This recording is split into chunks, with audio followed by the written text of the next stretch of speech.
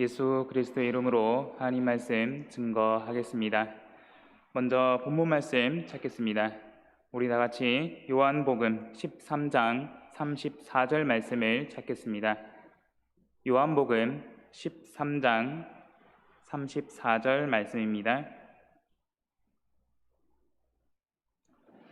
요한복음 13장 34절 말씀 찾으셨으면 함께 한 목소리로 읽도록 하겠습니다.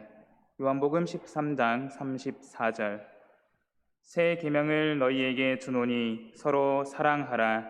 내가 너희를 사랑한 것 같이 너희도 서로 사랑하라. 할렐루야. 우리 전주교회 모든 성도 여러분들 지난 한 주도 평안한 한 주 되셨습니까? 네, 아멘. 저도 지금 전주교회로 내려온 지 이제 만 2주가 돼 가는데요. 이 2주라는 짧은 시간 동안 정말 목사님을 따라서 또 많은 성도님들을 뵙고 또 이야기를 나누는 가운데 정말 많은 것들을 느끼고 있습니다. 그중 하나가 바로 전주교회에는 참 사랑의 힘이 있다라는 것입니다. 그래서 비록 이 짧은 시간이지만 그 시간 가운데 목사님께서 우리 성도 여러분을 어떻게 사랑하시는지, 또 우리 성도님들은 또 목사님을 어떻게 사랑하시는지, 그리고 우리 성도 여러분들이 우리 청년들을 어떻게 또 아끼시는지, 그런 모든 사랑을 간접적으로 느낄 수가 있었습니다. 그래서 오늘 이 시간은요, 정말 그 사랑하는 힘, 그 사랑의 힘을 계속해서 잘 지켜나가기를 소원하는 마음에 서로 사랑하라 라는 말씀을 함께 나누고자 합니다.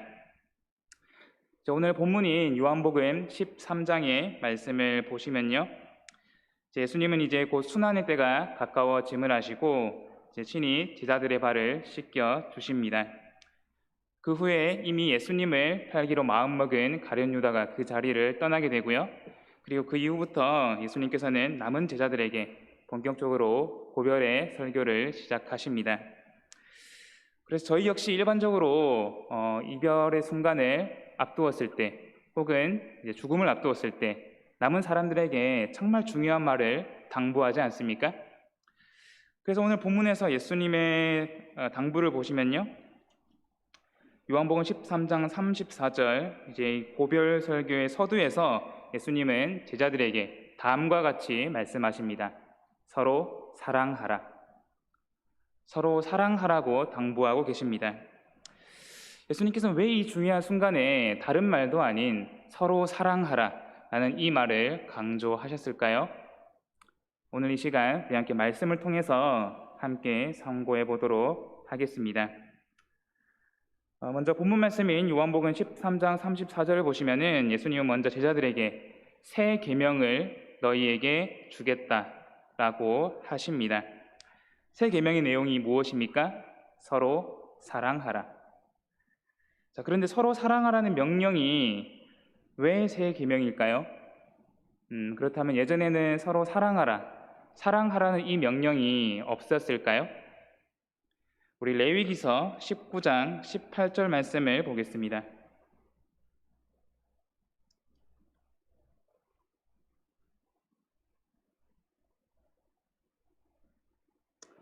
레위기서 19장 18절 말씀입니다. 네, 제가 읽겠습니다. 원수를 갚지 말며 동포를 원망하지 말며 이웃 사랑하기를 내 몸과 같이 알아. 나는 여호와니라. 구약시대, 출애굽 광야시대에 하나님께서는 이미 모세를 통해 이와 같이 말씀하였습니다. 이웃 사랑하기를 내 몸과 같이 알아. 즉, 내 몸과 같이 이웃을 사랑하라 라는 것입니다. 그래서 우리가 출애굽기 20장에 하나님께서 친히 내려주신 10계명의 말씀을 보면 크게 두 가지로 요약할 수 있지 않습니까? 그것은 하나님께 대한 사랑과 그리고 이웃, 즉 사람에 대한 사랑, 이 두 가지로 우리는 10계명을 요약할 수가 있습니다. 그래서 우리가 계속해서 마태복음 22장을 보시면은 한 율법사가 예수님을 시험하여 다음과 같이 질문을 합니다. 선생님, 율법 중에 어느 계명이 큽니까? 라는 그 질문에 예수님은 다음과 같이 대답을 하십니다. 마태복음 22장 37절에서 40절 말씀을 찾겠습니다. 마태복음 22장 37절에서 40절 말씀입니다. 마태복음 22장 37절 예수께서 가라사대 내 마음을 다하고 목숨을 다하고 뜻을 다하여 주 너의 하나님을 사랑하라 하셨으니 이것이 크고 첫째 되는 계명이요 둘째는 그와 같으니 내 이웃을 내 몸과 같이 사랑하라 하셨으니 이 두 계명이 온 율법과 선지자의 강령이니라. 예수님께서 말씀하셨듯이 이 두 계명, 하나님을 사랑하고 이웃을 사랑하는 것은 온 율법과 선지자의 강령입니다. 즉 하나님과 이웃에 대한 그 사랑이 바로 율법의 근본 정신이라는 것입니다. 이렇게 하나님께서는 계명과 율법을 통해서 당신의 자녀들이 하나님을 사랑하고 이웃을 사랑하게 하셨습니다. 그런데 이렇게 이미 있었던 명령을 두고 예수님은 왜 본문에서 새 계명이라고 말씀하셨을까요? 새 계명의 새로운에 해당하는 이 원문을 보면은 그 뜻이 새로운 종류의라는 뜻을 가지고 있습니다. 이 단어는 일반적인 용법에서 지금까지 존재해왔던 것과 비교해 질적으로 새로운 것을 의미합니다. 즉 예전부터 존재해왔으나 아직 실현되지 못한 것을 의미합니다. 앞서 살펴봤듯이 사랑하라, 내 이웃을 내 몸과 같이 사랑하라 라고 하나님은 이미 명령하셨죠. 그런데 오늘 본문에서 예수님은 어떻게 사랑하라고 말씀하고 계십니까?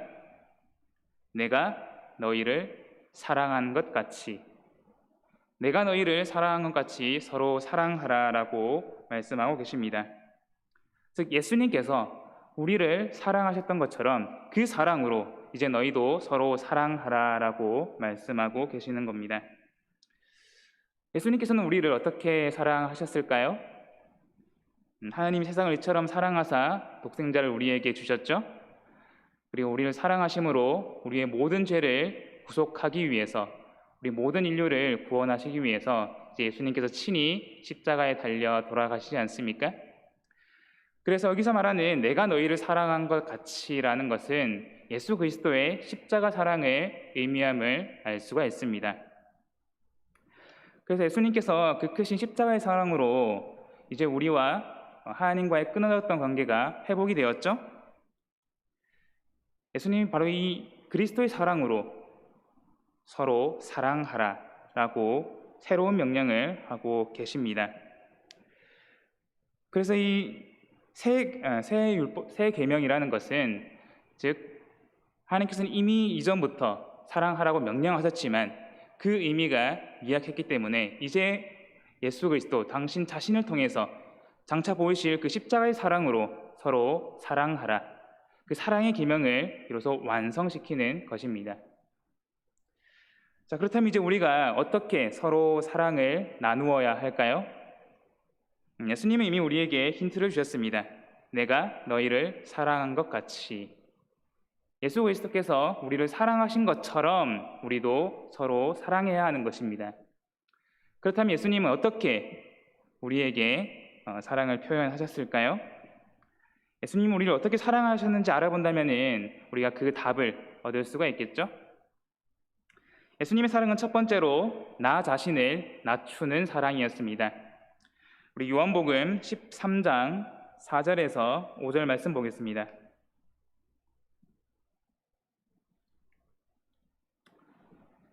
요한복음 13장 4절에서 5절 말씀입니다. 요한복음 13장 4절 저녁 잡수시던 자리에서 일어나 겉옷을 벗고 수건을 가져다가 허리에 두르시고 이에 대야에 물을 담아 제자들의 발을 씻기시고 그 두르신 수건으로 씻기기를 시작하여. 본문에서 예수님이 제자들과 함께 저녁을 먹는 가운데 갑자기 겉옷을 벗고 수건을 가져다 허리에 두르시고 이제 제자들의 발을 씻기기 시작하십니다. 유대인의 전통에서 이 발을 씻긴다는 것은 종이 주인에게 혹은 부인이 남편에게 혹은 아들이 아버지에게 행하던 것이었습니다. 더군다나 예수님은 제자들이 그리스도를 믿고 따르던 분이었죠. 그런 예수님이 갑자기 자리에서 일어나 제자들의 발을 씻기기 시작한 것입니다. 그래서 베드로는 깜짝 놀라서 주여, 제 발을 씻기십니까? 라고 놀라움의 표현을 하죠. 그것도 모자라서 내 발을 절대로 씻기지 못하십니다. 라고 강하게 거부하는 반응도 보였습니다. 이 베드로의 반응에서도 알 수 있듯이 예수님께서는 완벽한 종의 모습으로 제자들의 발을 씻기셨습니다. 이것이 예수님께서 직접 본이 되어 우리에게 가르쳐 주신 바로 겸손한 사랑이었습니다. 우리 함께 빌립보서 2장 5절의 말씀을 찾겠습니다.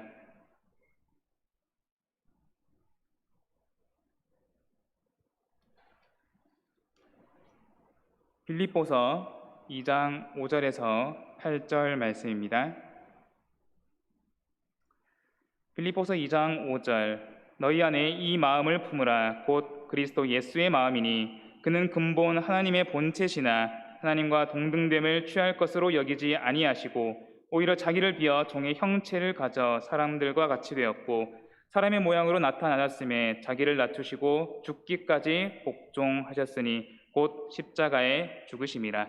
아멘. 예수님은 곧 만유의 주 하나님이시죠.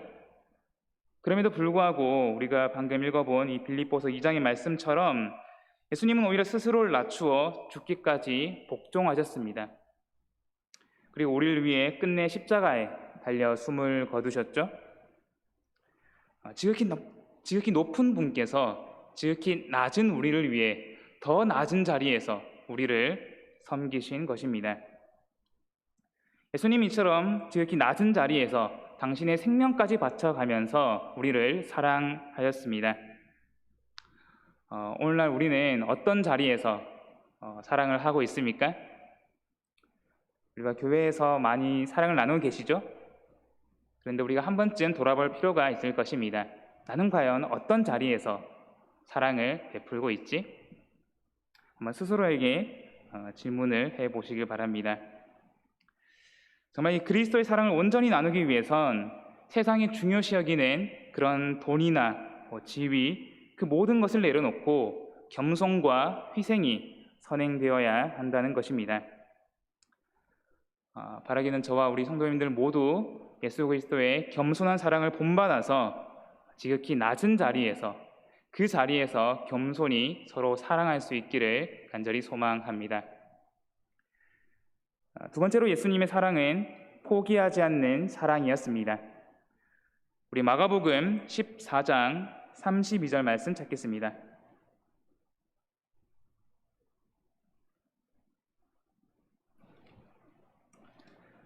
마가복음 14장 32절부터 36절 말씀 보겠습니다. 마가복음 14장 32절 말씀 제가 읽겠습니다. 저희가 겟세마네라 하는 곳에 이르매 예수께서 제자들에게 이르시되 나의 기도할 동안에 너희는 여기 앉았으라 하시고 베드로와 야고보와 요한을 데리고 가실새 심히 놀라시며 슬퍼하사 말씀하시되 내 마음이 심히 고민하여 죽게 되었으니 너희는 여기 머물러 깨어 있으라 하시고 조금 나아가사 땅에 엎드려 될 수 있는 대로 이 때가 자기에게서 지나가기를 구하여 가라사대 아바 아버지여 아버지께는 모든 것이 가능하오니 이 잔을 내게서 옮기시옵소서. 우선 여기까지 읽겠습니다. 예수님께서 잡혀가시기 전에 베드로와 야고보, 요한 이 세 제자를 데리고 겟세마네 동산에 나아가 기도를 하십니다. 세 제자는 피곤함에 지쳐 계속 졸고 있었지만 예수님의 마음은 그렇지 않았습니다. 물론 예수님은 곧 하나님이시죠. 하지만 동시에 인간의 몸으로 오셨기 때문에 그의 속에는 우리와 같은 인성이 있었습니다.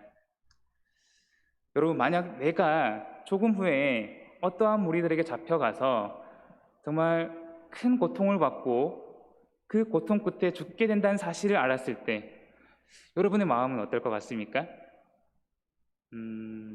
만약 제가 그 사실을 알았다면 당장이라도 그 자리를 도망치고 싶었을 것입니다. 예수님의 마음은 어땠을까요? 더불어 내가 지은 이 피조물들이 정말 서로 사랑하기는커녕 계속해서 범죄하고 죄악에 빠지는 모습을 본다면은 그 마음이 정말로 또 괴롭지 않겠습니까? 사실 예수님 역시 기도하는 가운데 그 마음이 정말 괴롭고 아팠습니다. 그래서 방금 읽은 마가복음 14장 34절에서도 내 마음이 심히 고민하여 죽게 되었으니 라고 말씀하셨고요. 그런 괴로운 마음으로 피와 같은 땀을 흘리시며 기도하셨습니다. 오죽하면 예수님께서 아버지여, 아버지께는 모든 것이 가능하오니 이 잔을 내게서 옮기시옵소서 라고 말씀하셨겠습니까? 그런데 중요한 것은 그 뒤에 이어지는 기도이죠. 마가복음 14장 36절 이어지는 뒷부분을 보도록 하겠습니다.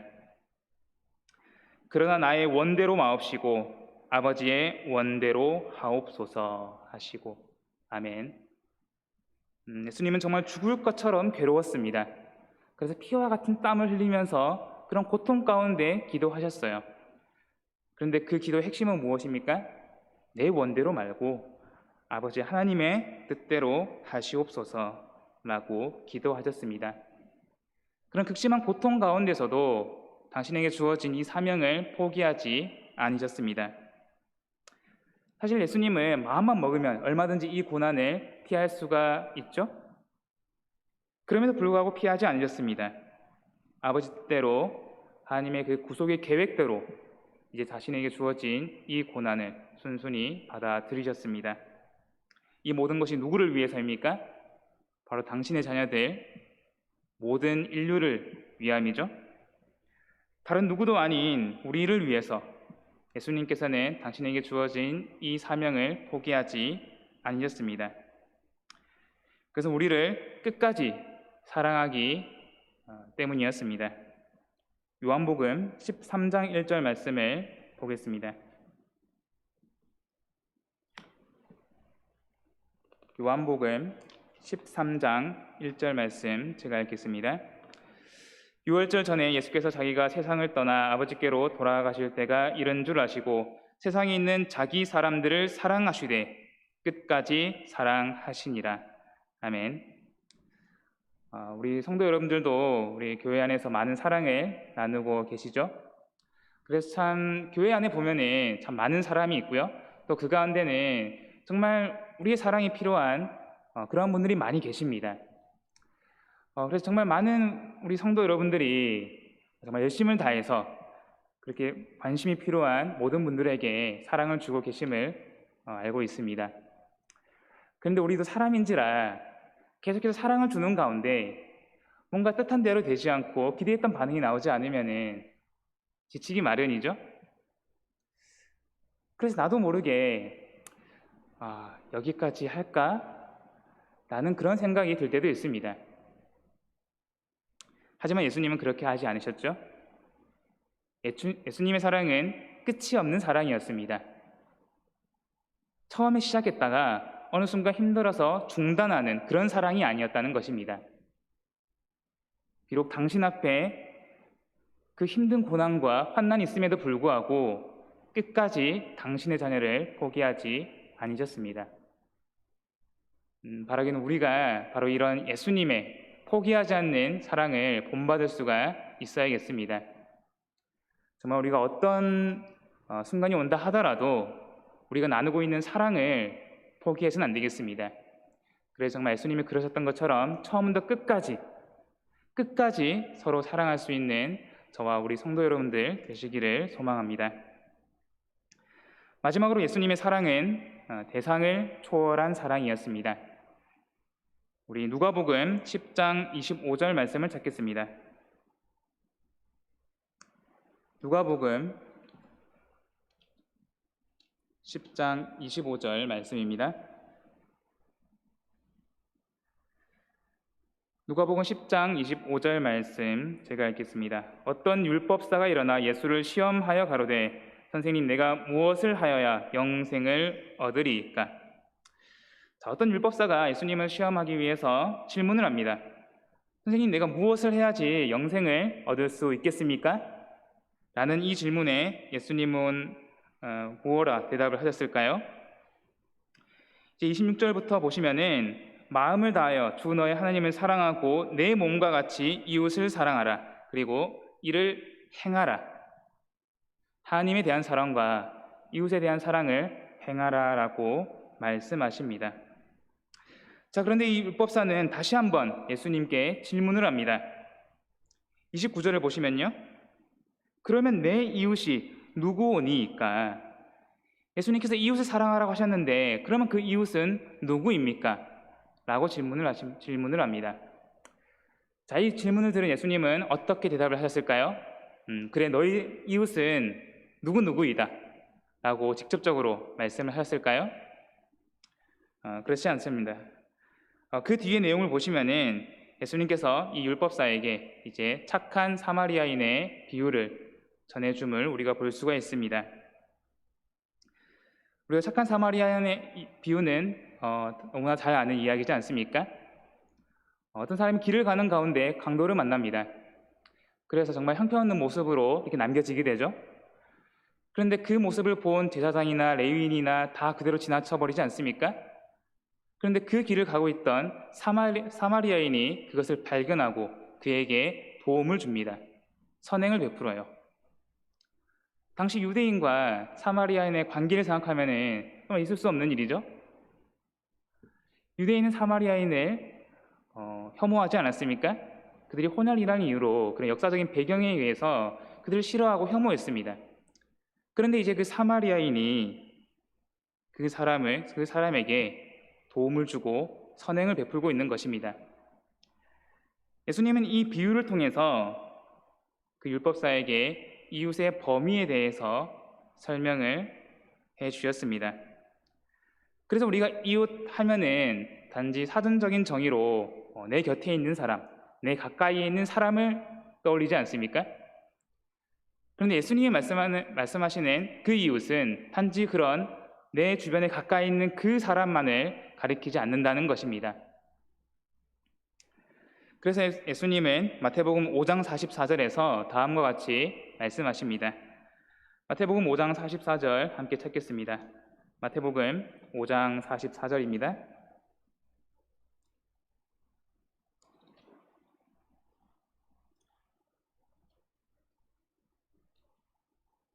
마태복음 5장 44절. 나는 너희에게 이르노니 너희 원수를 사랑하며 너희를 핍박하는 자를 위하여 기도하라 라고 말씀하고 계십니다. 즉 예수님이 말하는 이 이웃의 범위가 단지 내 주변의 사람만이 아니라 바로 내 원수까지도 사랑할 수도 있어야 된다는 것입니다. 결국 이 원수도 나의 이웃에 포함이 된다는 것입니다. 예수님의 사랑은 대상을 초월하는 사랑이었습니다. 그래서 예수님은 단지 말씀뿐만이 아니라 당신이 본이 되어 우리에게 이 교훈을 가르쳐 주셨습니다.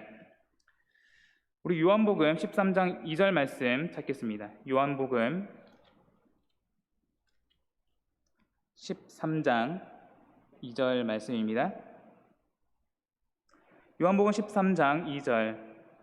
마귀가 벌써 시몬의 아들 가룟 유다의 마음에 예수를 팔려는 생각을 넣었더니. 요한복음 13장 본문을 보시면은 예수님과 제자들이 모여 있을 때 이때 유다의 마음속에는 이미 예수를 팔 생각이 있었음을 알 수가 있습니다. 그런데 이 사실을 예수님은 모르고 계셨을까요? 요한복음 13장 11절 보겠습니다. 13장 11절입니다. 이는 자기를 팔 자가 누구인지 아심이라. 그러므로 다는 깨끗이 아니하다 하시니라. 예수님은 이미 모든 것을 알고 계셨습니다. 그럼에도 불구하고 예수님께서는 똑같이 유다의 발을 씻기셨고요. 그에게 조각을 찍어주시면서 내 하는 일을 속히 하라 라고 말씀하십니다. 예수님은 이미 이 유다라는 제자가 나를 팔 것이다, 이미 그렇게 마음을 먹었다 라는 것을 알고 계셨지만 그럼에도 불구하고 똑같이 그에게 사랑을 베풀었습니다. 그러면서 또 한편으로는 유다가 지금이라도 마음을 돌이켜 회심하기를 바라지 않았을까요? 뿐만 아니라 예수님은 십자가에 달리는 그 순간에도 아버지여 저희를 사하여 주옵소서, 자기의 하는 것을 알지 못함이니이다 라고 자신을 괴롭히는 무리를 향해서 기도하십니다. 사실 내 가족을, 내 친구를 혹은 내 가까이에 있는 사람을 사랑하는 것은 비교적 쉬운 일일 것입니다. 하지만 그 대상의 범위가 커질수록, 그리고 그 범위가 이제 내가 싫어하는, 내가 미워하는 내 원수에 닿는다면은 참 내 가족을 사랑하는 것처럼 사랑하기가 쉽지가 않죠? 하지만 예수님께서는 그 대상이 누구이든지 간에 그 대상이 원수라 하더라도 사랑하라 라고 말씀하고 계십니다. 이것이 바로 예수님이 우리에게 가르쳐 주시는 대상을 초월하는 사랑인 것입니다. 정말 우리 역시 교회 안에서 정말 그 상대가 어떤 누구라 하더라도 예수님의 사랑을 본받아 끝까지 그 사람을 사랑할 수가 있어야겠습니다. 예수님은 이처럼 정말 낮은 마음으로 처음부터 끝까지 그리고 대상에 관계없이 우리를 사랑하셨습니다. 이제 그 사랑을 우리에게 명령하고 계시는 겁니다. 내가 너희를 사랑한 그 사랑으로, 그리스도의 사랑으로 서로 사랑하라 라고 명령하십니다. 자, 그럼 이렇게 우리가 예수 그리스도의 사랑을 따라서 우리가 서로 사랑을 나누면 어떤 결과가 있을까요? 우리 요한복음 13장 35절 말씀 보겠습니다. 요한복음 13장 35절 말씀입니다. 너희가 서로 사랑하면 이로써 모든 사람이 너희가 내 제자인 줄 알리라. 아멘. 정말 우리가 그리스도의 사랑으로 서로 사랑을 나누면은 세상의 모든 사람이 먼저 알아봅니다. 와, 이 교회 성도들은 정말로 그리스도의 사랑으로 사랑을 하는구나. 정말로 예수님의 참된 제자들이구나. 하나님의 세우신 참된 교회구나 라고 먼저 알아본다는 것입니다. 우리 전주교회 모든 성도 여러분들은 예수 그리스도의 사랑을 닮아서 서로 사랑하고 계신가요? 자, 우리 마지막으로 베드로전서 1장 22절 말씀을 찾겠습니다.